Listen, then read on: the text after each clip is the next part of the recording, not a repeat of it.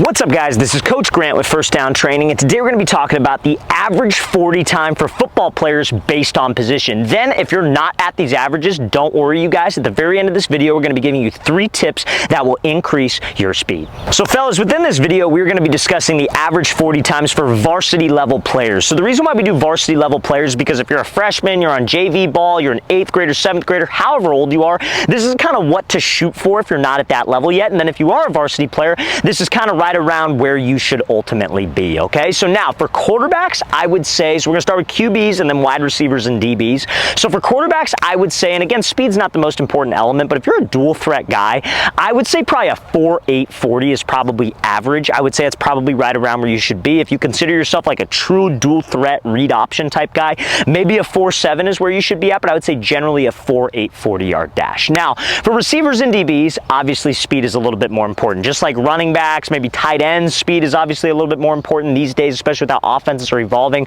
We're going to get into all of that throughout the rest of this video. But before we do that, guys, if you haven't noticed, we got some new merch. We had a merch drop this past Thursday. Our store is only going to be available for the next 2 weeks, you guys. So it's a limited time offer. So we got a bunch of new gear. We partnered with Adidas. So all of the gear is super, super high quality. We have quarterback and wide receiver towels. We have alternate First Down Training logos. We have different QB1 and wide receiver 1 merchandise, different colors, the works, you guys. So guys, go to that very first link in the description below. Limited time only. Our merch is going to be available. We got hats, we got shirts, we got hoodies, everything that you could think of with alternate logos, QB1 and wide receiver 1 logos, throwing towels, bunch of accessories. So guys, very first link in that description below. We'd love to get you on our new merchandise. So now, for receivers and DBs, I would say probably a 4.6 40-yard dash is probably average. If you could be underneath a 4.6 40, or, you know, let's say you're a 4.5 or a 4.4, that's insane. That's obviously really, really good, but I'd say 4.6 is generally where you need to be at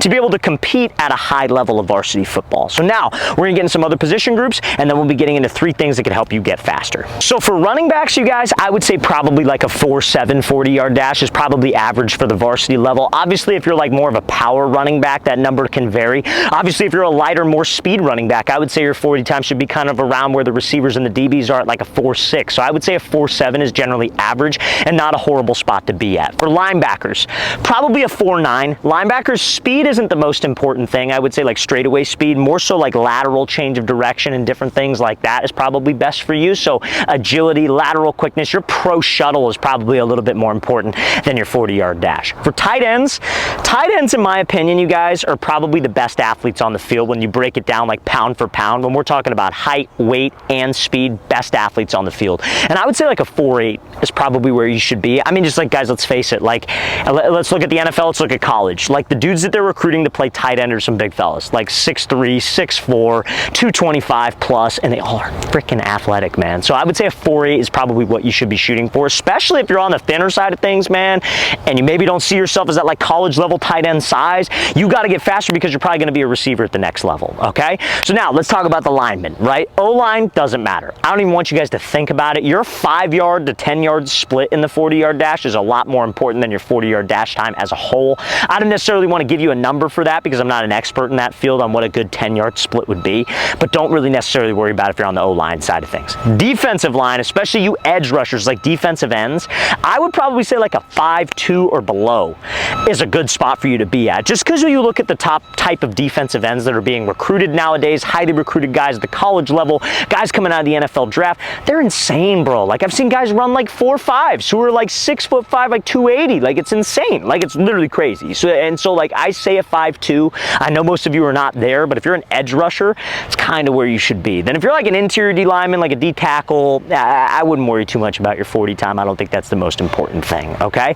Now, went over all the position groups, you guys. Everybody, when I do this, asks me about like kickers and punters. Like, just make the kicks, bro. Like, you don't need to worry about your 40 time. Like, nobody cares. Like, if you can make a 50-yard field goal, you're probably going to get an offer, right? So, like, nobody cares if you run a 6 flat or if you run a 4.2. If you can't make the field goals, you can't make the field goals. So, for those of you that are kickers watching this and want to know, that's the truth, okay?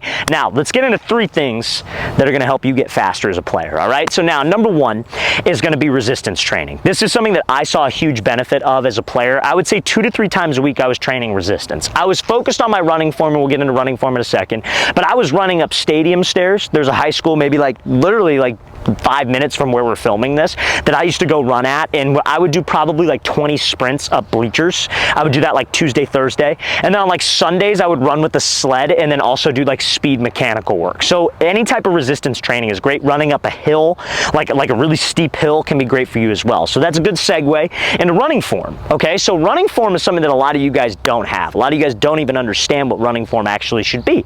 So I recommend, a lot of people say run track for this. I think sometimes if you get in a bad track program, it's just conditioning at a certain point. I think if you can find a dedicated speed trainer, a guy who focuses, he trains a lot of track athletes, or she trains a lot of track athletes, whatever, they're gonna probably be able to teach you more about running mechanics than anybody. Now, again, I'm biased because I'm a trainer and I feel like trainers are good. There are a lot of bad trainers out there, so you obviously got to vet them and you got to obviously understand who they're working with. But like, guys, I get it. Training is expensive. Like, 100% understand that.